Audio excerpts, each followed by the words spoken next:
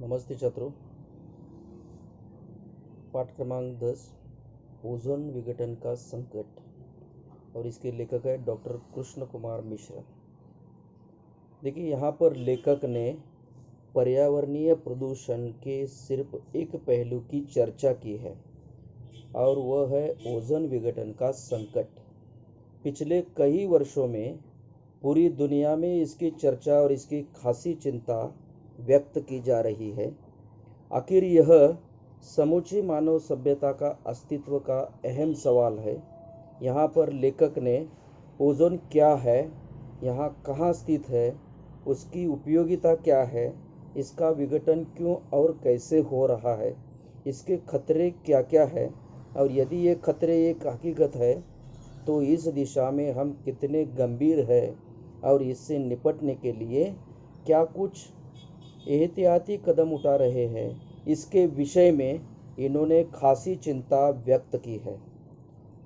देखिए, भाग 2 में देखिए ओजोन एक ऐसा गैस है।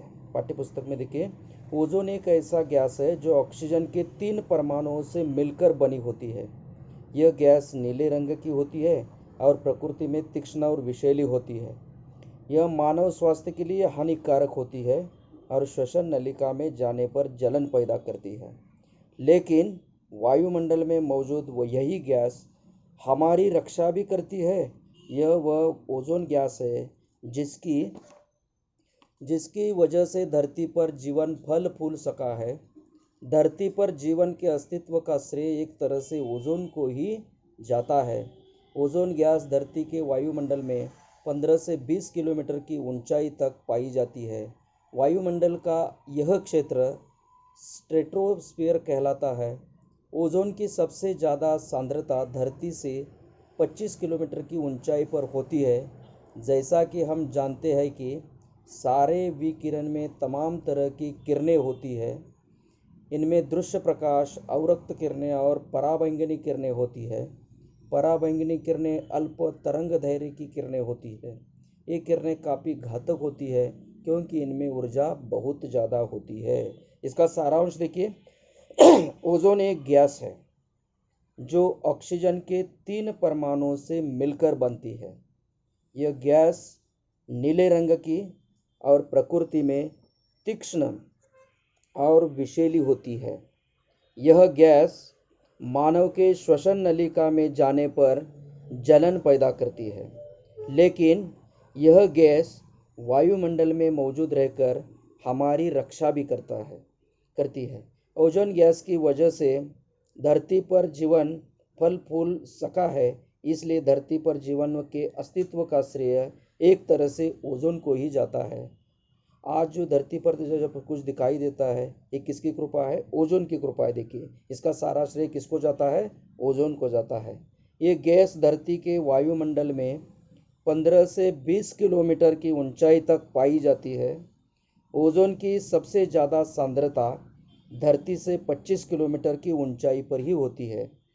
सौर विकिरण में तमाम तरह की किरणें होती है। इनमें दृश्य प्रकाश, अवरक्त किरणें और पराबैंगनी किरणें होती है।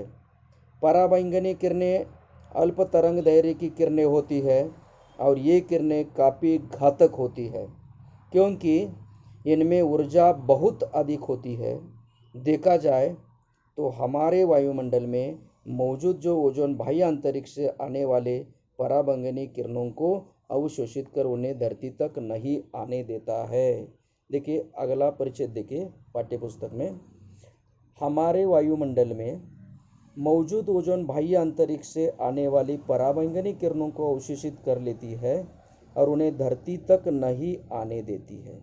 यदि ये किरणें बोरोक टोक धरती की तरह सतह तक चली आए तो इंसान के साथ ही जीवमंडल में तमाम दूसरे जीव जंतुओं को भारी नुकसान हो सकता है। इस पराबैंगनी किरणों से मनुष्य में त्वचा के कैंसर से लेकर दूसरे अनेक तरह के रोग हो सकते हैं। जिस तरह रोज़मर्रा के जीवन में सामान्य छतरी धूप और बरसात से हमारा बचाव करती है, उसी तरह वायुमंडल में स्थित ओजोन की परत हमें घातक किरणों से बचाती है।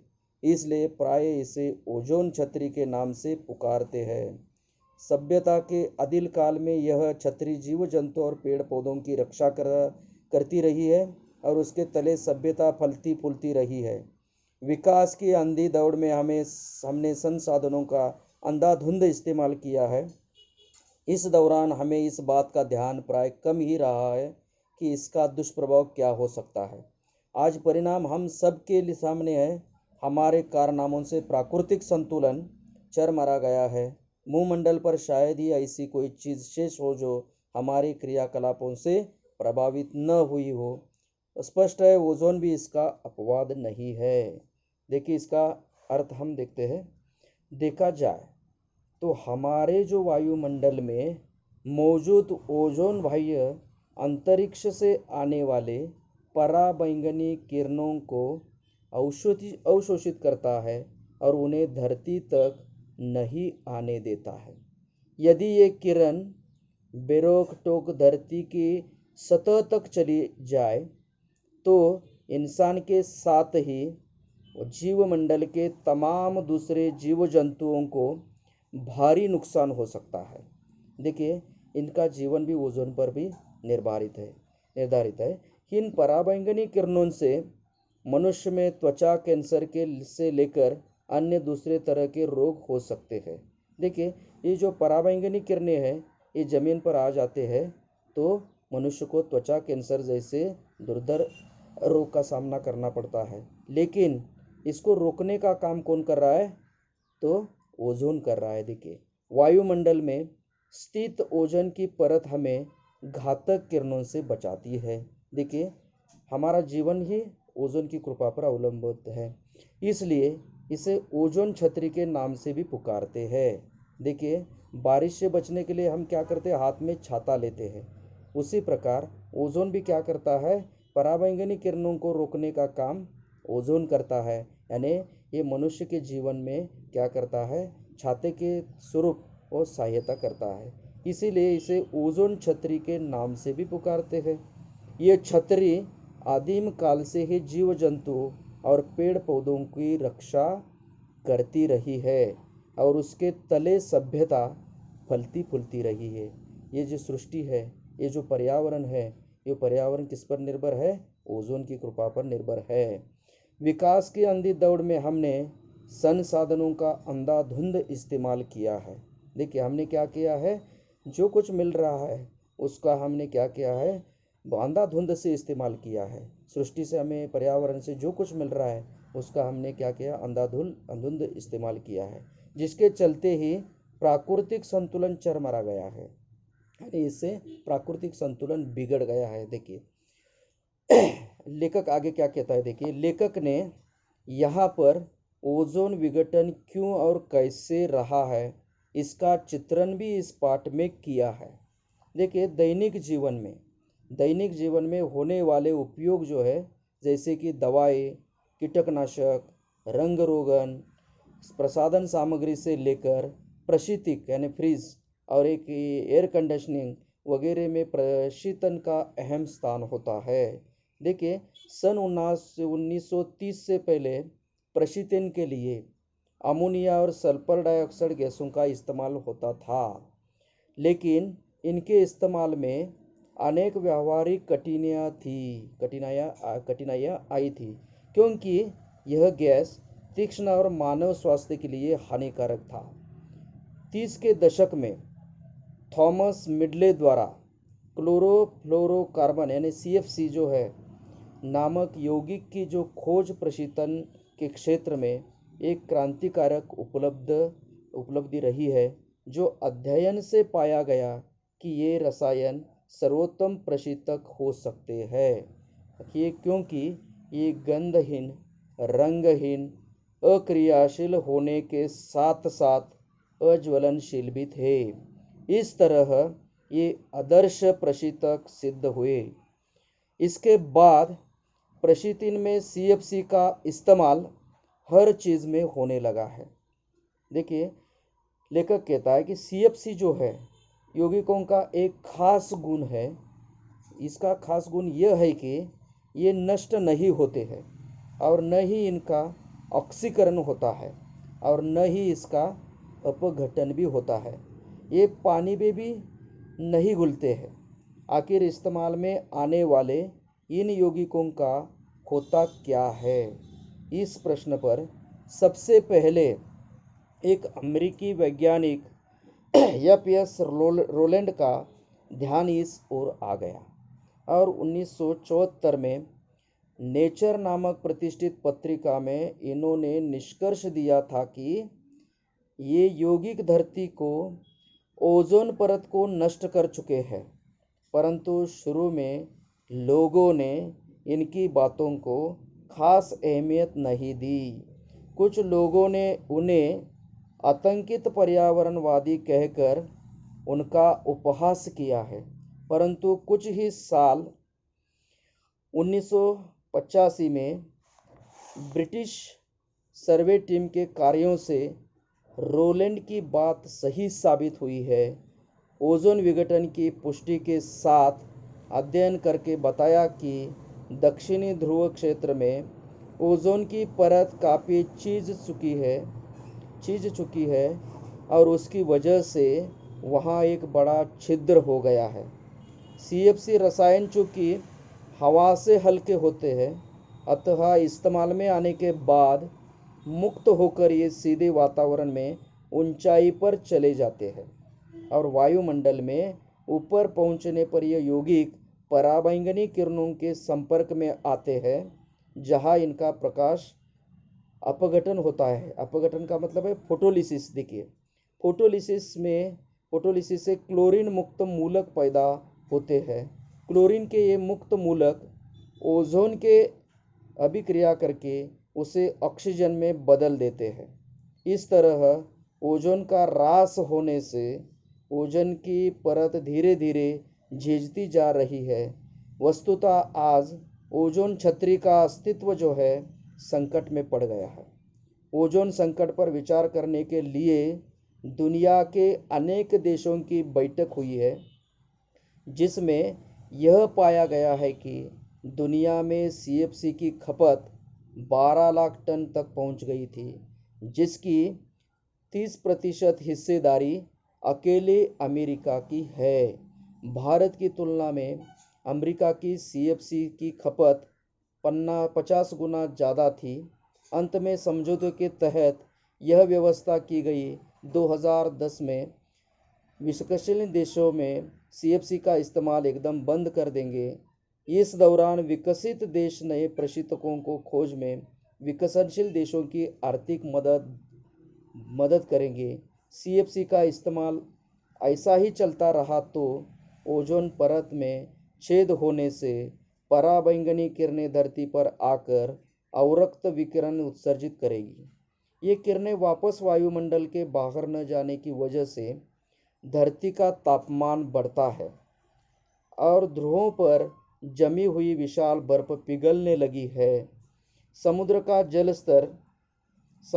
जल स्तर बढ़ने लगा है।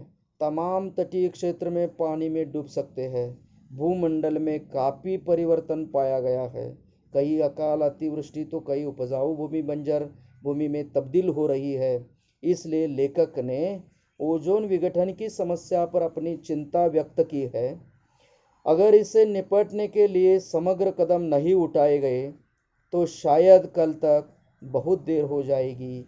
इन बातों को इन्होंने पाठकों के समक्ष प्रस्तुत किया है।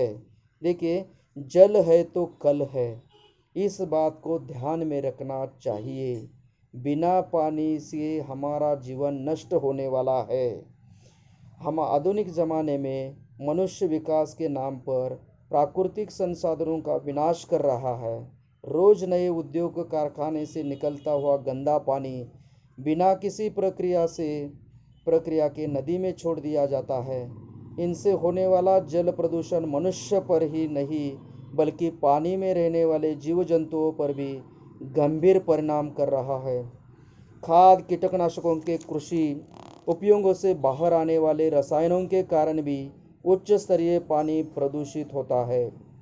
मनुष्य त्योहारों के बाद मूर्तियां पानी में विसर्जित करता है, उसमें भी पानी प्रदूषित हो रहा है। लोग कूड़ा कचरा और प्लास्टिक नदी या नालों में फेंकते हैं, ये कूड़ा कचरा और प्लास्टिक उसकी निकासी रोक देते हैं। इससे भी पानी प्रदूषित होता है। नदी में कपड़े, वाहन, जानवर को धोकर नदी का पानी प्रदूषित कर देते हैं।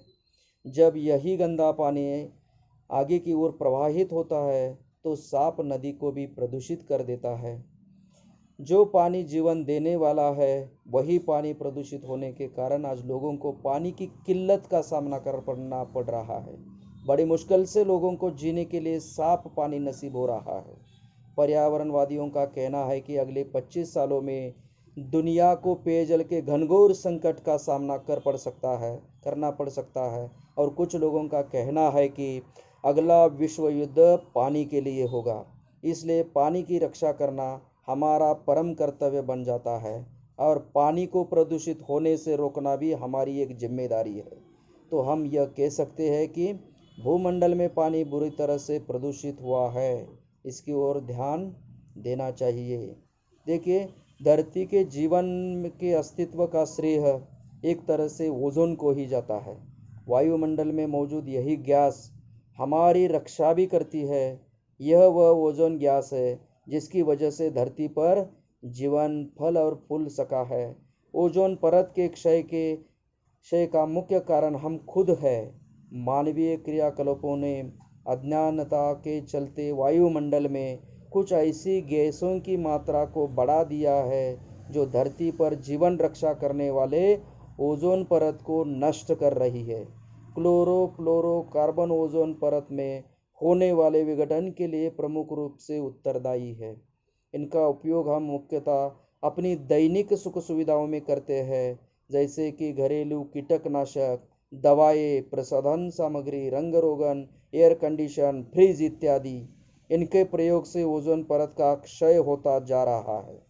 ओजोन परत के बढ़ते क्षय के कारण अनेक दुष्प्रभाव हो सकते हैं, जैसे कि सूर्य से आने वाले हानिकारक पराबैंगनी किरणें धरती के वायुमंडल में प्रवेश कर सकती है। ये किरणें काफ़ी घातक होती है क्योंकि इनमें ऊर्जा बहुत ज़्यादा होती है। ये किरणें पेड़ पौधों तथा जीव जंतुओं के लिए भी हानिकारक होती है। मानव शरीर में इन पराबैंगनी किरणों की वजह से त्वचा का कैंसर, अल्सर, मोतियाबिंदु, श्वसन रोग जैसी घातक बीमारियां हो सकती है। साथ ही ये पराबैंगनी किरणें मानवीय शरीर की प्रतिरोधक क्षमता को भी प्रभावित करती है। ओजोन परत के बढ़ते क्षय के कारण आने वाले समय में धरती के तापमान में भी वृद्धि होगी तथा अनेकानेक तरह की त्वचा संबंधी व्याधियां फैलेंगी। त्वचा कैंसर से पीड़ित रोगों की संख्या के बढ़ने का अनुमान है। देखिए, ओजोन परत पृथ्वी के वायुमंडल की एक परत है। यह एक गैस है जो ऑक्सीजन के 3 परमाणुओं से मिलकर बनी होती है। ये गैस नीले रंग की होती है और प्रकृति में तीक्ष्ण और विषैली होती है। इस गैस से निकलने वाले पराबैंगनी जो किरणें हैं वो मानवीय स्वास्थ्य के लिए हानिकारक है और श्वसन नलिका में जाने से जलन पैदा हो जाती है। लेकिन वायुमंडल में मौजूद ओजोन गैस हमारी रक्षा भी करता है। यह वह ओजोन गैस है जिसकी वजह से धरती पर जीवन फूल और फल सका है। धरती पर जीवन के अस्तित्व का श्रेय एक तरह से ओजोन को ही जाता है। ओजोन गैस की धरती के वायुमंडल में 15 से 20 किलोमीटर की ऊंचाई तक पाई जाती है। वायुमंडल का यह क्षेत्र स्ट्रेटोस्फियर कहलाता है। ओजोन परत हमारी पृथ्वी का रक्षा कवच भी है। यह सूर्य से आने वाली हानिकारक पराबैंगनी जो किरणें हैं उनको अवशोषित करने के और उन्हें पृथ्वी के वायुमंडल में प्रवेश करने से रोकने के लिए जिम्मेदार है। पराबैंगनी जो किरणों को खतरनाक प्रभाव से इंसान के साथ ही जीवन के तमाम दूसरे जीव जंतुओं को भारी नुकसान हो सकता है। इन पराबैंगनी किरणों से मनुष्य में त्वचा के कैंसर से लेकर अनेक तरह के रोग हो सकते हैं। जिस तरह रोजमर्रा के जीवन में सामान्य छतरी धूप और बरसात से हमारी रक्षा करती है, उसी तरह वायुमंडल में स्थित ओजोन की परत के नाम से भी जाना जाता है। सभ्यता के आदिम काल से यह छतरी जीव जंतु और पेड़ पौधों की रक्षा करती आई है और उसके तले सभ्यता फलती फूलती रही है। इसीलिए ओजोन परत हमारे लिए महत्वपूर्ण है। धन्यवाद।